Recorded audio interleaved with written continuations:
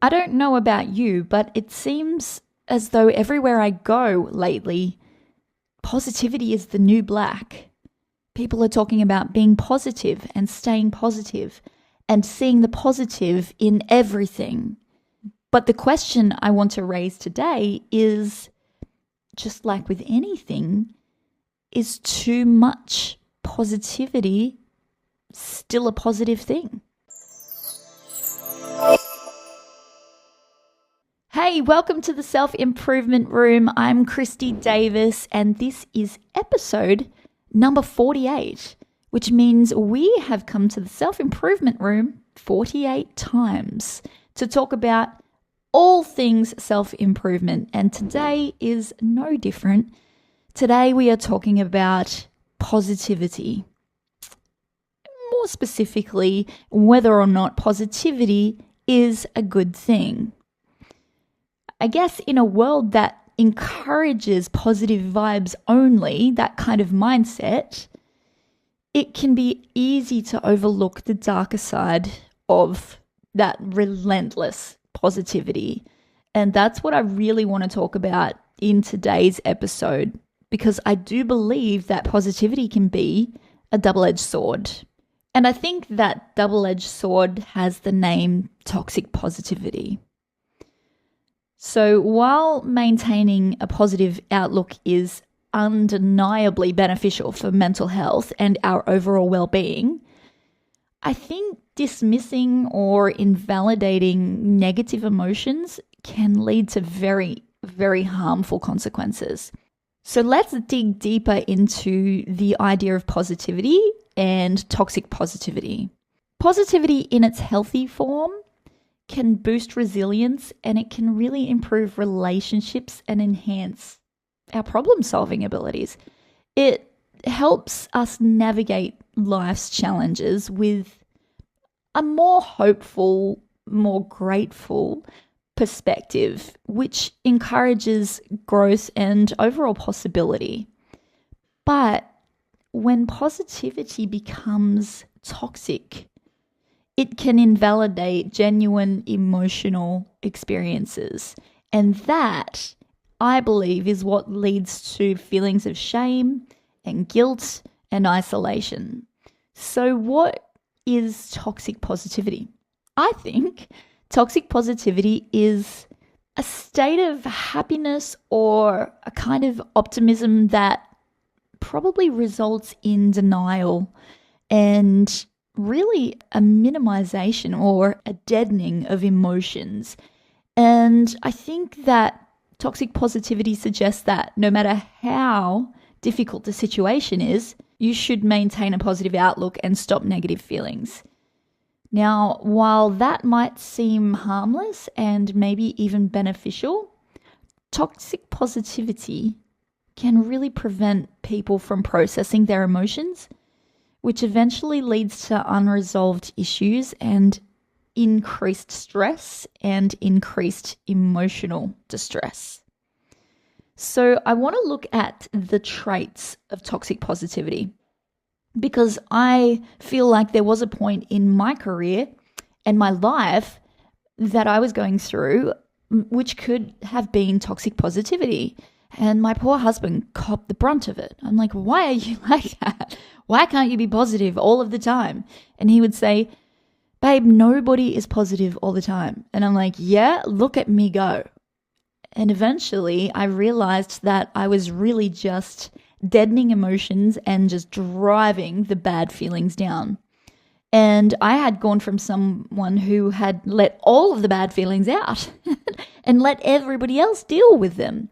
So it was really about finding this happy medium, which is when I kind of bumped into what we're now calling toxic positivity. So what are the traits of toxic positivity? Number one is dismissal of negative emotions. And I think this is one of the most obvious traits of toxic positivity. It's this consistent dismissal of our negative thoughts. So phrases like, just stay positive, or it could be worse. Yeah, of course it could be worse. Actually, we're repainting our new home at the moment, fixing up some things that should have been done better in the first place. And I said to our painter, because he kept saying, "Oh, this is bad," and I just turned around and said, "Well, it could be worse." And he said, "Actually, this is probably the worst I've seen."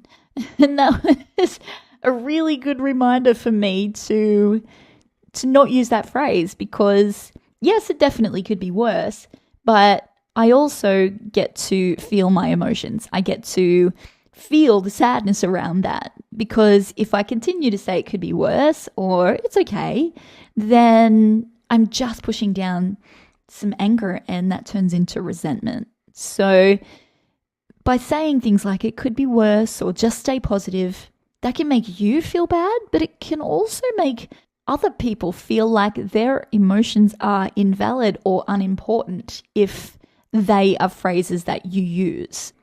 Number 2 is shame and guilt. And some of my favorite research on this topic is done by a lady named Brené Brown. She's done some amazing work on shame, guilt, vulnerability, and I've learned a lot about boundaries and a lot about toxic positivity from her. So if you are looking to know more about shame and guilt and vulnerability, Brené Brown is the person you should be looking into. But what does that have to do with toxic positivity? Toxic positivity often leads to those feelings of shame and guilt. So when someone is unable to maintain a positive outlook, they start to feel guilty for experiencing negative emotions. And that makes them feel not resilient enough. It can sometimes, depending on your self-belief, make you feel shame. It can make you feel ashamed that you're unable to feel positive. You should be feeling positive, but you're not. So shame and guilt is a big trait of toxic positivity. And number 3 trait is avoidance. People who really embrace toxic positivity, they probably, and I've seen this, I used to do this myself, they avoid confrontation. They avoid confronting their problems or any difficult emotions. And that's because they are solely focusing on positive aspects. They ignore those underlying issues that really need to be addressed. And that leads to, again, prolonged stress and unresolved conflicts and less resilience. So if you are avoiding negative emotions or confrontation or speaking up because you don't want to create that negative environment, then you are suppressing your emotions, which can make you sick. When you don't speak up, when you allow guilt to swirl, when you allow shame to brew, that has not only a mental and emotional impact on you or your health, it has a physical impact. You start to have stomach aches, you start to have IBS, or IBS symptoms, you start to have migraines. Some people stay in that state of mind or state of being for such a prolonged period of time that they end up with things like fibromyalgia or chronic fatigue syndrome.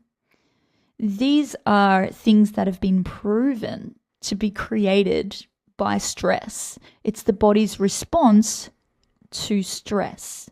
The body and the mind are very, very interconnected, and the medical world is really only just starting to figure this out. And the scientific world is just starting to figure out that this all relates to the spiritual world and process what this means for the future of medicine and treatment. Number 4 trait of toxic positivity is isolation. Toxic positivity can create a sense of isolation. So when people feel that their emotions, their genuine emotions, are not accepted or understood or allowed, then they start to withdraw from others. because they fear judgment and they fear rejection. We're human beings. We must have connection to live. We must have connection to live a fulfilled, happy life. That is what human beings are. So when we start to socially withdraw or withdraw from even our family and the closest people in our life because we are fearful of them judging us or rejecting us because of how we feel, that is incredibly toxic. It is bad for our mental and emotional health and can lead to serious mental issues like anxiety and depression. That's what I want to talk about next. So the 4 traits of toxic positivity are dismissal of negative emotions, shame and guilt, avoidance, and isolation. Now let's look at the dangers a little closer. As I've said throughout this episode, positivity itself is not generally harmful. Its toxic counterpart can have several negative consequences. It can slow down or even stop emotional growth and healing by preventing people from fully processing their emotions. And this is where we start to have problems with emotional regulation. Emotional regulation is something that we are meant to learn as we grow and as our brains evolve. But when we are suppressing emotions, when we are not processing how we feel and what is happening in our lives, then we start to respond negatively. We start to respond with emotional dysregulation. So toxic positivity can really slow down or stop that emotional growth. And by ignoring or suppressing negative emotions, that can lead to stress, that can lead to anxiety. Like I said, it can lead to depression.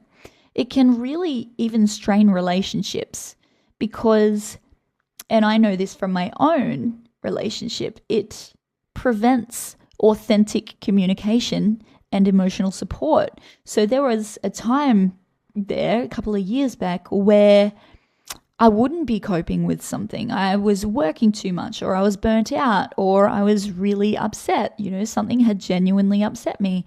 But I didn't want to show my husband that. I just wanted things to always be positive and always be happy because I thought that's how we get where we want to go. And because I didn't share that, I had no emotional support. He didn't know, I was very good at hiding that I wasn't feeling very good. And so he didn't offer what I needed, which in the end led to resentment. I'm like, how can he not see? Well, of course he can't see because I'm not showing that. I'm not showing those feelings. I'm not sharing or communicating those emotions. And in the end, as I said, it can really lead to resentment or feelings of abandonment even. So when we look at positivity, it's a good thing. We want to see the world and our situations as glass half full. A bad situation is always going to be a bad situation. But the perspective can change. That is up to you. Okay, this is a bad situation, but what can I do or what can I get out of this to make it the best it can be? I'm still going to feel hurt. I'm still going to feel angry, but I'm going to give myself a little bit of time to process that and move past it and look and take the lessons from that. So let's look at 4 ways to overcome toxic positivity. And some of you might be listening thinking, I am not positive at all, let alone toxically positive. But you might run into people or know people who do have this mindset. And I think it's really important to understand where they are coming from and that this is what is going on in that particular situation, so you can process your thoughts around the toxic positivity, and so you can process your emotions and feelings around that as well, so you can feel validated in your emotions and in your feelings. So overcoming toxic positivity. First, we have to recognize it, which we've spoken about. And then we need to overcome toxic positivity, which means having a more balanced approach to emotions, where both your positive and your negative feelings are acknowledged and validated. So let's talk about 4 little strategies that we can use to help overcome that feeling of I have to be happy all the time. I have to be positive. Otherwise, my partner's going to be cranky at me, or my boss is not going to be happy at work, or I'm going to make everybody in the office feel bad. So number 1 is, and this is one of my favorites because every single day I really try to do this, and it's one of my values, and that is embracing authenticity. So encourage honest expression of your emotions. It's really crucial to create a safe space where you can feel comfortable sharing your actual feelings without fear of judgment. Acknowledging emotions, both the positive and the negative ones, it actually fosters emotional resilience. It builds emotional resilience and genuine connections. You can't, or you struggle to build strong, authentic connections and friendships with people if you aren't being your true self. And we've talked about this in a previous episode where we talked about removing our mask. And this is kind of what I'm talking about here, embracing who you are and knowing that it's okay if you're having a bad day to share that. It's not okay to consistently dump and floodlight people with it. You can't just say, hey, look at me, it's all about me. But you absolutely can take the time to say, you know what, this is how I'm feeling. It's actually a struggle today. And then giving yourself some time to process that and to be okay with that and to sit with someone that is there for you and wants to love you and be with you and help you through your moments, because that is what fosters real connection and real relationships. So embracing who you are and being authentic is a really great way to overcome toxic positivity. Number 2 is practicing empathy. And I think I was born with quite a lot of empathy naturally, and then going through the abusive childhood that I had, those emotions or those feelings of empathy really heightened because I had experienced so many terrible things that I would never want anyone to feel. But I don't think that everybody has that ability to step into empathy as easily as someone that has perhaps been abused or someone that is just able to feel empathy naturally.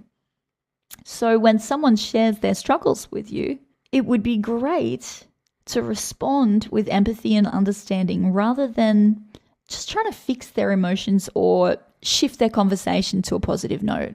And I have been guilty of that in the past, that is for sure. I have tried to fix people's emotions. I have tried to fix their problems and give them solutions when really they just wanted me to listen. And that was a big lesson for me because I like to fix everything. The fixer. But sometimes people don't need fixing. They just need empathy.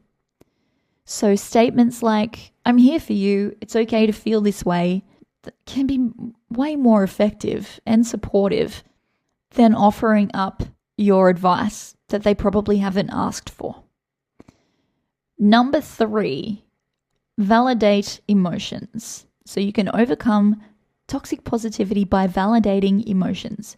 Recognize that all emotions serve a purpose and they are part of the human experience. Validating someone's feelings does not mean agreeing with them, but acknowledging their right to feel how they do. This validation can significantly reduce those feelings of shame and guilt that we were talking about earlier. So make sure you help validate their emotions or validate your own emotions. You know what? I'm feeling pretty angry right now. I've got a right to be. That's okay. I'm just going to stay here for another 5 minutes and then I'm going to move on. Depending on, obviously, the issue and why you're angry, it might take a little longer. But sit with those emotions and know that that is okay. As I said, you really reduce those feelings around shame and guilt. All right, number 4, cultivate emotional intelligence. Build emotional intelligence. I talked about this briefly a little earlier in this episode. Developing emotional intelligence involves understanding and managing your own emotions. Oh my gosh. I don't know about neurotypical people, but if you've listened to some of my podcasts previously, you'd know I have ADHD.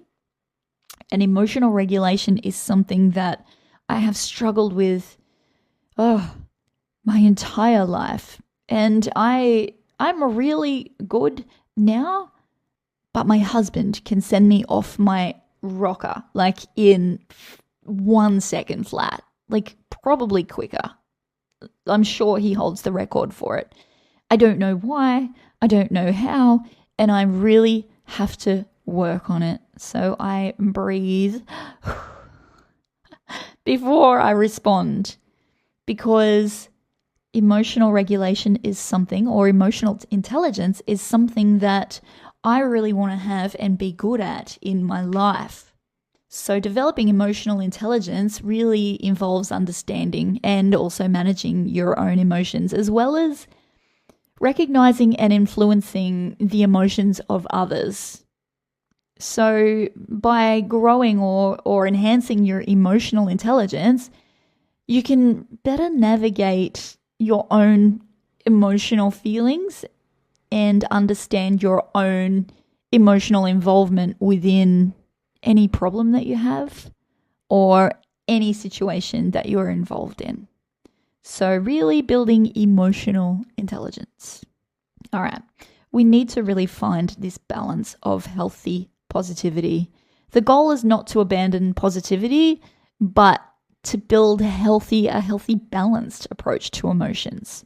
So healthy positivity, I think, involves mindful optimism.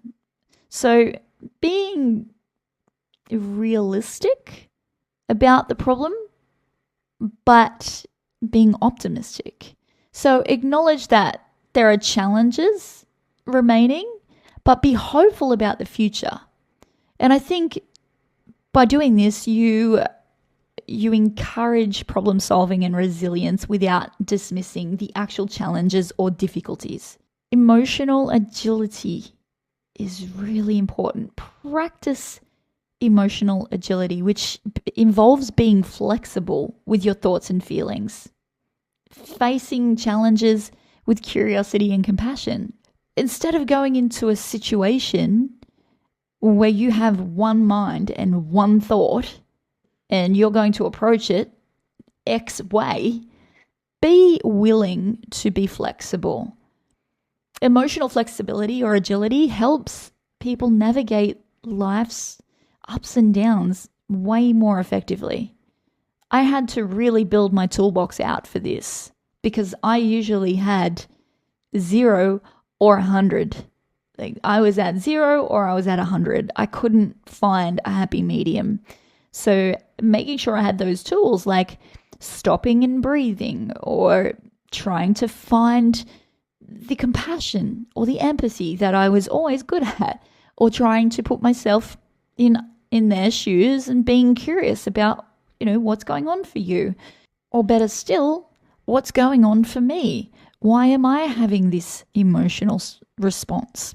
Make sure you're in supportive environments where you feel supported in expressing your actual emotions. And that can come from family or friends or professional mental health providers. You just need to make sure you have a non-judgmental, safe space for sharing how you actually feel and not feeling like you need to protect those emotions or protect yourself because you are fearful of judgment or rejection. Here are a few tips that I think are really going to help you on this journey of finding a really good balance between that negativity and positivity. I think it's important to remember that language matters. Be mindful of the language that you use when supporting yourself and supporting others.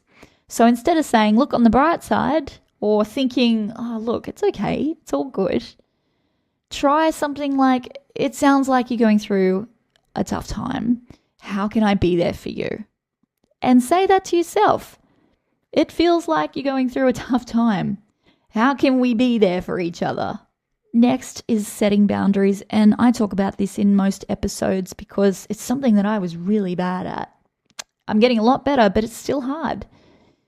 You really need to learn to establish boundaries with people who are consistently in that toxic positivity space. And the same for toxic negativity too. If they're always in that negative space, you need to have boundaries. You need to protect yourself from those feelings, from that energy. Politely but firmly, kindly and firmly express the need for balanced conversations that really acknowledge both positive and negative experiences. So if you are in a conversation and you really want to stay there and you can't really walk away, introduce another perspective. And if they keep coming back at you, you need to step out of there, or you need to say, this is what I believe. I'm okay with that. That's just what I believe. Don't worry about defending yourself and saying to them that they are wrong. Just say, this is what I believe. These are my feelings. And then we move on to self-reflection. I think that we should regularly engage in self-reflection. I think that it's crucial to engage in self-reflection because when you are assessing how you respond to others and your own emotions, you start to realize patterns and you start to realize who you are and what you say and maybe how and why others see you a certain way. So consider journaling or speaking with a friend who can help you look into the patterns of toxic positivity and build healthier habits. We have to remember that in a culture that glorifies relentless positivity, it's so important to recognize the importance of embracing the full range of emotions. Because without negativity, we wouldn't know positivity. Without hate, we wouldn't know love. Without bad, we wouldn't know good. So it's important to understand and embrace all of our emotions. It's just about perspective and how we process those. So while toxic positivity is seemingly well-intentioned, it can really undermine our emotional health and, again, building those authentic connections with people, which is what we do as human beings. We want connection. So by identifying the traits and then adopting strategies that we've talked about to overcome it, we can really build a more balanced approach to positivity. We have to remember that, and I don't really love this cliche. In fact, I think there's a church that I used to live around the corner from that put it on their wall, and I agree with it. I just think that it's one of those things where, it's like the new black. But remember, and I'll say it anyway, remember that it's okay to not be okay. So embrace authenticity, practice empathy, validate your emotions, and build healthy emotional intelligence so you can lead a happier, more fulfilled, more balanced, more purposeful life, and you can have more fulfilling relationships. You can be more resilient, and you can be really well-rounded in your approach to life's challenges. Positivity has its own place, but so does sadness and anger and fear. It's through acknowledging and processing all of those emotions that true emotional well-being is achieved. So by striving for that balanced perspective, we can really build environments where everyone feels safe, seen, heard, and supported. So they are really my take on toxic positivity. Just as with anything, too much of a good thing is probably no longer a good thing. All right, thank you for joining me in the self-improvement room. We now have a brand new Facebook group for the self-improvement room, and we'll put the link in the show notes for you, but we would love you to join us because we talk about all of this kind of stuff. We share moments that are difficult. We share how we've overcome things. We share our lives when we become connected. It's an amazing community. I love it. And of course, because I'm there every day. But I want you guys to join us in our Facebook community called the Self-Improvement Room.